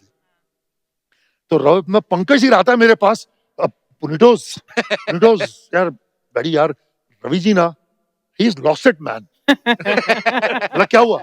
अरे यार एग्री नहीं कर रहे यार। मतलब बट तेरे को किसने बोला रवि जी के पास जाने के लिए? अरे मैं जाता तरीके से पटा लेता। No what happened that time, Ravi sir was taking a shot, करते करते वो ऐसे आ रहे हैं, नो माय बैक, और रवि जी चलते चलते पीछे आ गए। तो ही कुड लिसन कि मैं क्या बोल रहा हूँ, और यहाँ से पंकज जी का वो बोल नहीं रहा कि मैं क्या हो गया तेरे को? बोला अगर मैं होता मैं रवि जी का असिस्टेंट नहीं रखता अपने अपना। मेरी हिम्मत देखो, अब गुस्से में आदमी बेसिकली लालच है, दिल्ली जाना है। तो पंकज जी अबे पुप्पो क्या कर रहा है? उतने इडियट, रवि सर की आवाज है इडियट। अब मैं आई एम लाइक दिस, मैं टर्न किया, रवि ने क्या बोला तूने? सर मैं तो सीधा जमीन मारो सर मुझे मारो। मैं जमीन बैठ गया जी। मैं बोला सर मैं अज्ञानी, मैं पागल हूँ, मैं गधा हूँ, मैं उल्लू हूँ, मैं पाजी हूँ। I took off my shoe. Sir ये जूता लीजिए सर, मेरे सर पे मारिए sir. Ravi ji started laughing. Ravi ji हंस दिए। वो बोला रवि जी प्लीज छोड़ दो, बहुत पैसे मिल रहे, हमने देखे नहीं है, प्लीज जाओ। He left us. और रवि जी ने छोड़ दिया सबको, और सबको छोड़ा सर। क्या बात है। बट रवि ना वो तो सॉफ्टी है ना, अंदर से बहुत सॉफ्टी, सुपर पर्सन। सुपर। ऊपर गॉड से bless his soul, god bless his soul. एक किस्सा मैं सुनाऊंगा। जी जी। दिल्ली में शो था इंद्रप्रस्थ स्टेडियम में, अच्छा। और महाभारत के बहुत आर्टिस्ट और बहुत वीआईपी रेंज के लोग मंच पे थे वहां पे। तो सबको एक एक कैरेक्टर को बुलाया जा रहा था कि भाई युधिष्ठिर आएंगे, अर्जुन आएंगे। तो मुकेश खन्ना जी को बुलाया गया। तो मुकेश अच्छा। खन्ना जी ने जाके भीष्म प्रतिज्ञा बोली, अच्छा। जो वो बोलते हैं हमेशा। तो भीम जी मेरे बाजू में बैठे थे। मैंने भीम जी को बोला, मैंने कहा पाजी मुकेश खन्ना ने आज भीष्म प्रतिज्ञा बोली है, 2 ही प्रतिज्ञा है, एक भीम प्रतिज्ञा है, एक भीष्म प्रतिज्ञा है, उसी भीम प्रतिज्ञा बोलो। कहते आ ठीक है, आज मैं मुकेश खन्ना नू दसू एक्टिंग की होंदी है। अब उनकी बारी आई, अब पांडुपुत्र भीम आपके सामने आएंगे। और वो उठे वहां से मेरे बाजू से और चलते चलते चलते चलते मंच पे आ गए। वो मंच पे वीआईपी बैठे हैं और माइक लगा हुआ था, स्टैंड वाला माइक होता ना। अब उन्होंने बोलना शुरू किया, मैं पांडुपुत्र भीम प्रतिज्ञा लेता हूं कि जब तक रणभूमि में दुशासन की छाती का लव नहीं पी लूंगा। अब उनको हाथ उठाने हैं। उन्होंने माइक लिया, अपने पूर्वजों को और माइक किससे गया यार?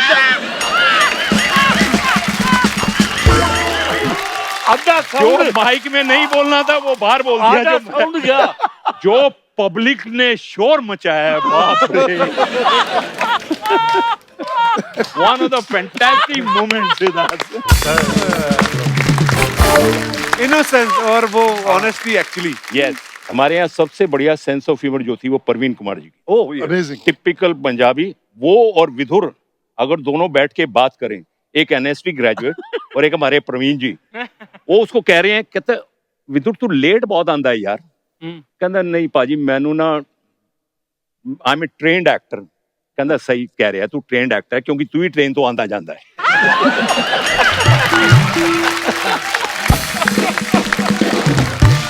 बहुत बढ़िया। Super. We are missing him here actually. Super. हम लोगों को कभी गिफ्ट में उन दिनों में नए जब महाभारत रिलीज हुआ तो कलर टीवी आने लगे। हाँ। एक एक लड़के को हमको बुला बुला के मैन्युफैक्चरर्स टीवी सेट्स देने लगे हमारे मनपसंद का। वाह। तो एक एक के घर में 5-5 हो गए थे। लेकिन जिनको नहीं मिलते थे वो बेचारे टकराते थे सिर अपना। विदुर बेचारा। हम लोग प्लेन में वापस आ रहे हैं, वो बूथ होता है ना, लगेज बूथ, उसके ऊपर टकरे मारे। वो बोलते मैं थे एनएसडी ट्रेंड है।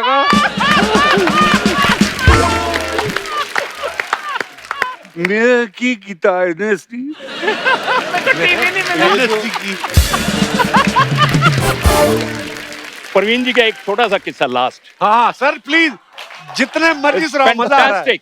मैं और अर्जुन वो खार में रहते थे, ये रहता है बांद्रा, मैं अंधेरी में रहता है। तो हमने कहा पाजी साथ ही चलेंगे। अब उसके घर पे बैठे हुए वो वेट कर रहा है। तो मैं क्या पाजी चलिए? कहता नहीं यार वो गणेश नहा रहा है, उनका बॉय। अच्छा। मतलब मालिक तैयार होके बैठा है और बॉय नहा रहा है। और गणेश निकल यार, देर हो रही है, गणेश निकल यार। वो अपने आराम से नहा के तैयार होके निकला। ਉਹ ਮੈਂ ਤੈਨੂੰ ਕਦੋਂ ਦੀ ਆਵਾਜ਼ ਦੇ ਰਿਹਾ गणेश गणेश तू सुनता नहीं है कहना भाजी वो टैप चल रही थी नल खुला हुआ था आवाज नहीं आई अगली बार नहाने जाएगा तो कान बाहर छोड़ के जा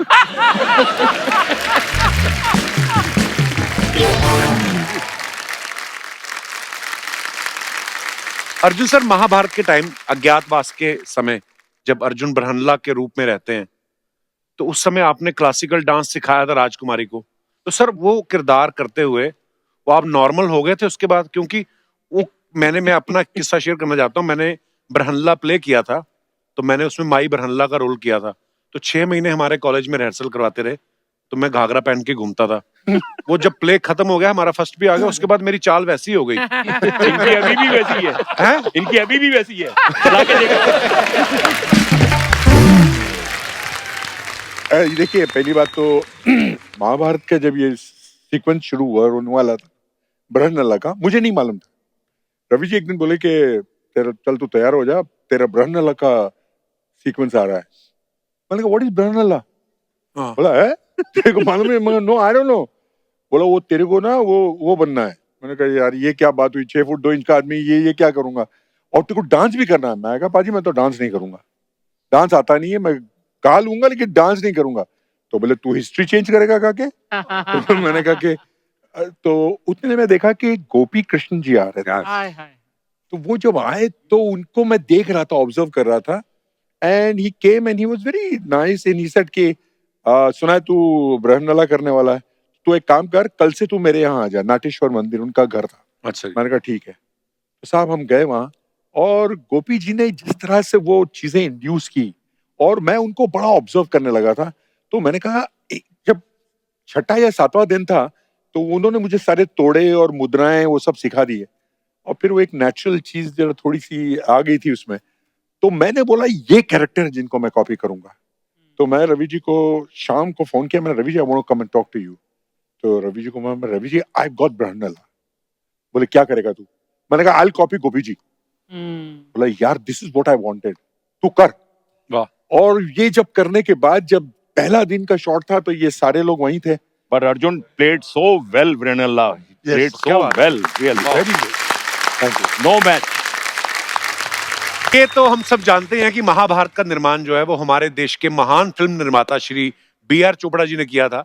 सो आज उनकी पुत्रवधू और महाभारत के डायरेक्टर मिस्टर रवि चोपड़ा जी की पत्नी रेनू चोपड़ा जी भी हमारे बीच मौजूद हैं, और अब वक्त है उन्हें यहाँ पे मंच पे इनवाइट करने का। सो प्लीज जोरदार तालियों से स्वागत कीजिए मिसेस रेनू चोपड़ा जी का।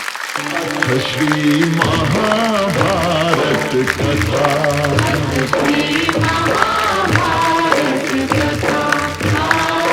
महाभारत कथा। नमस्कार।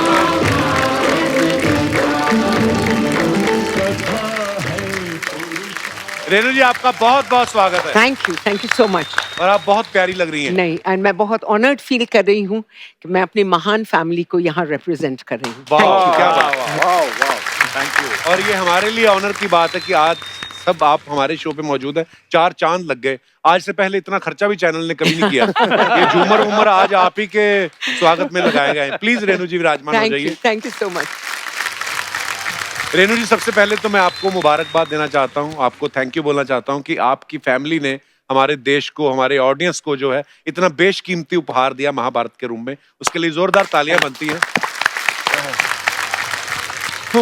पर मैं आपसे बताना चाहती हूँ कि सबसे ज्यादा हमने जो कमाया महाभारत से है वो है ये परिवार। और हम लोगों के 2 साल ऐसे थे कि जैसे एक घर था, एक खाना, एक पीना। खाना बहुत जरूरी था।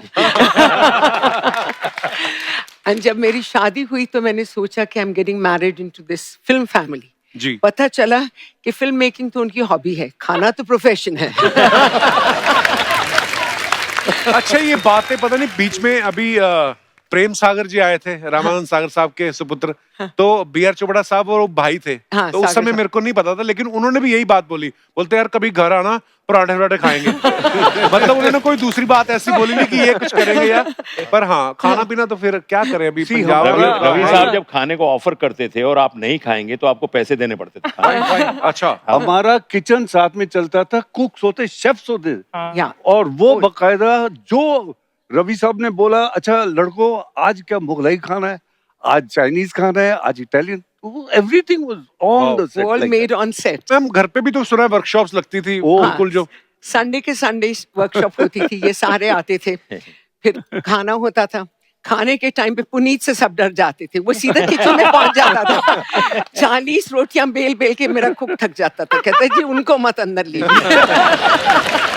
और भाभी वो that dinner used to be with families. Yes, always. And actually once I remember मैं आई फिल्म सिटी, तो शूटिंग फिल्म सिटी में ही अक्सर ज्यादा होती थी। तो जब मैं आई मुझे पता नहीं था कौन सी स्टेज पे है, तो ड्राइवर ने पूछा कि मैडम कौन से स्टेज पे ले चलूं। ऐसे जहां तंदूर लगा है बाहर वही हमारा स्टेज होगा। तो मैम आप महाभारत जब शूट हो रहा था तो आप कौन सा डिपार्टमेंट संभालती थी, उसमें कैसे जुड़ी हुई थी? खाने के अलावा रवि चोपड़ा नहीं, और बहुत जरूरी था, मींस स्क्रिप्ट पे ये लोग बहुत ध्यान देते थे। Okay. एंड मुझे लगता है कि महाभारत का सबसे बड़ा हीरो उसका स्क्रिप्ट है। ट्रू। ये बॉस की बॉस थी। एंड महाभारत बन नहीं सकती थी बिकॉज वो, मुझे लगता है आज कोई बनाना चाहे तो जैसे इन्होंने बोला there was a divine hand, because वो बन गई। इतने बड़े बड़े महायोद्धा जैसे चोपड़ा साहब, राही मासूम रजा, नरेंद्र शर्मा, ऐसे राइटर्स हमें नहीं मिल सकते actually. And I think we owe it all to them and everybody in the team, starting from the spot boy to the topmost man, worked together like one big family. Ma'am आजकल तो graphics बड़े आ गए हैं, मतलब VFX आ गया, बहुत सारी technology आ गई है, लेकिन उस समय जब इतनी बड़ी सेना दिखानी तो वो कैसे, आजकल तो मल्टीप्लाई कर देते हैं, लेकिन उस समय कैसे दिखाते थे? मेरे दिमाग में आता था अभी जब मुझे समझ आया, मुझे लगता हो सकता है जो कौरव मर गए हों कपड़े चेंज करके पांडवों की सेना में, ऐसे तो नहीं करते थे कि जो कौरव चले गए वो पांडवों की सेना में आ जाओ? आपने जो कहा है बिल्कुल सही। हम लोग जयपुर पहुंचे, शूटिंग करनी थी जयपुर में वॉर सीन्स, बिकॉज वहां पर टेलीग्राफिक पोल्स नहीं होते थे।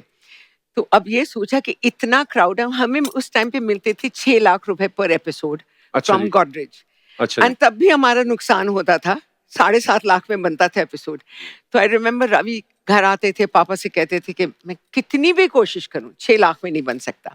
इसे तुम एक बात याद रखना, तुम दिल से बनाओ, ये तुम्हारा एटीएम होगा, any time money will be Mahabharat. क्या बात है। एंड हम जयपुर जब पहुंचे तो कोई प्रॉब्लम नहीं था, there were no extras to be paid. वो जितने गांव वाले थे वो सब सैनिकों के कपड़े पहन के आ जाते थे रोज वॉर सीन्स करने, एंड रोज शूटिंग हो जाती थी। एक दिन वो चक्रव्यूह का सीन था जयपुर में जी, तो सुबह सुबह वो जो जूनियर आर्टिस्ट थे गांव से आते थे वो आए ही नहीं, सब आर्टिस्ट तैयार होके बैठे, 11 बज के 12 बज के 1 बजे देखा कुछ आने शुरू हुए, तो रवि जी ने बहुत गुस्से में थे, बोले मेरा सारा प्लानिंग खराब कर दिया। उनका जो एजेंट था उसको बोला कहाँ से आ रहे हो? बोले सर जी महाभारत देख रहे थे, आज संडे है। महाभारत देख के आ रहे हैं। क्या बात है। मैं आपको एक बड़ा अजीब सा किस्सा सुनाता हूँ। हमारे कैमरामैन थे Wahab was a young man, बहुत ब्रिलियंट आदमी थे। तो उसकी बहन की शादी थी, कहते हैं हम लोग वेट कर रहे हैं, बारात नहीं आई। हाँ 10 बजे आना था बारात ने, और हम वेट कर रहे हैं, कोई नहीं आई। ये लोग पहुंचे 2 बजे। तो इस वाले मौलवी ने उनसे पूछा, भाई मियाँ इतनी लेट, बारात तो आपकी 10 बजे आनी थी। कहते क्या करें, हम महाभारत देख रहे थे। ये प्यार था एक्चुअली बोलते हैं आप अगर देख रहे थे हमें भी बता दिया होता, हम भी देख लेते। वाह वाह, क्या बात है। इसी बात पे मैं आपसे शेयर करना चाहती हूँ। जब हम लोगों ने महाभारत बनाई तो हम लोग उसका स्क्रिप्ट लेके गए तो दूरदर्शन, तो गिल साहब थे वहाँ। तो उन्होंने कहा कि देखो बाकी तो सब ठीक है, पर आप कह रहे हैं आपके राइटर हैं डॉक्टर राही मासूम रजा, वो महाभारत कैसे लिखेंगे? सो डैड टोल्ड हिम कि महाभारत ना हिंदू है ना मुसलमान है, it is a story of every family.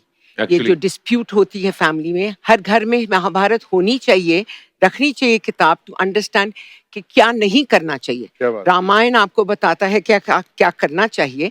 And he said अगर राही साहब नहीं होंगे तो I will walk out, I will not make Mahabharat, because the concept of Samay was Rahi साहब। एंड अगर समय नहीं होता तो कोई ये कहानी बांध नहीं सकता। क्या बात है। आज भी मेरे पास बड़े चोपड़ा साहब के 2 पत्र हैं जो उन्होंने मुझे लिखकर लंदन भेजे थे। अच्छा। जब महाभारत का रीटेलीकास्ट हुआ मेट्रो चैनल के ऊपर जी तब मैं यहाँ पर नहीं था, मैं लंदन में रहता था। तो उन्होंने एक दिन मुझे पत्र आया, बीआर फिल्म से पत्र आया, तो मैंने खोल के देखा, उसमें उन्होंने लिखा था कि जब पहली बार महाभारत बन रही थी तो मुझे तुम्हारा कंट्रीब्यूशन समझ में नहीं आया क्योंकि देखने का पूरी तरह से समय ही नहीं मिला। वाकई आज रीटेलीकास्ट में देख रहा हूँ, थैंक यू वेरी मच। वाह। ये जो डायलॉग्स हैं राही साहब के आज भी कानों में गूंजते हैं। मैं और भाभी कई बार ये बात कर चुके हैं कि पूरा 10-15 दिन बैठ के केवल एपिसोड्स को देखने की इच्छा मन में होती है, एक साथ, वो एक साथ देखने का समय ही नहीं मिल रहा है।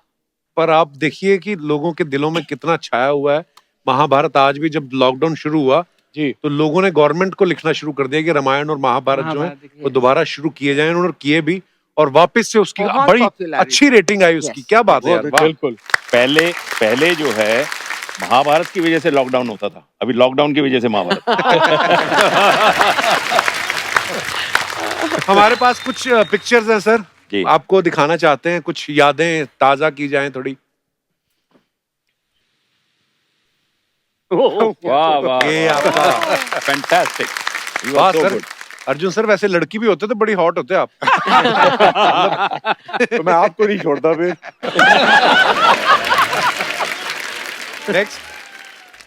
वाह वाह मजा आ जाता था ऐसे। जम्बूरी मैदान।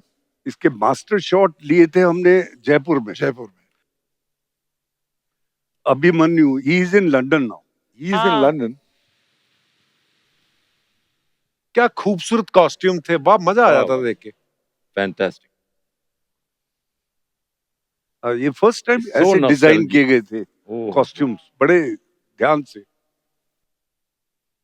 This is Rama Vij. रमा विज जी, रमा हाँ, विज yes, जो yes। नुक्कड़ में टीचर बनी थी ना।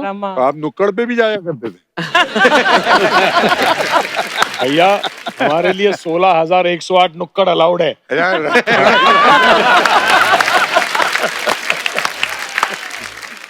और भी हैं कुछ पिक्चर। ओ ये अर्चना जी, अर्चना जी, ये क्या हो रहा है? आपके साथ ये क्या हो रहा है? ये आपने 16,108 वाली बात सीरियसली तो नहीं ले ली? पीछे कौन है? ये पीछे कौन है?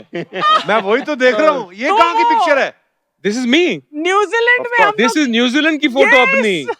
ओके। दिस इज जून 1991। हम न्यूजीलैंड गए थे एक शो के लिए। बिल्कुल। 20-25 साल हो गए यार। ये आप ही हैं, आपकी छोटी बहन है। मैं ना आप सबके आने से पहले भी कह रहा था, मैंने कहा अर्चना जी आज महाभारत की स्टार कास्ट आ रही है तो मन में कोई गिला शिकवा नहीं रखना कि दुर्योधन जी आए। आपको मना कर दिया था दुर्योधन के रोल के लिए तो आपको मिल गया। तो पर कितना वो आपकी मोहब्बत, प्यारी पुरानी दोस्तियां, पर बड़ा मजा आया यार। जोरदार तालियां होनी चाहिए। We would have preferred her.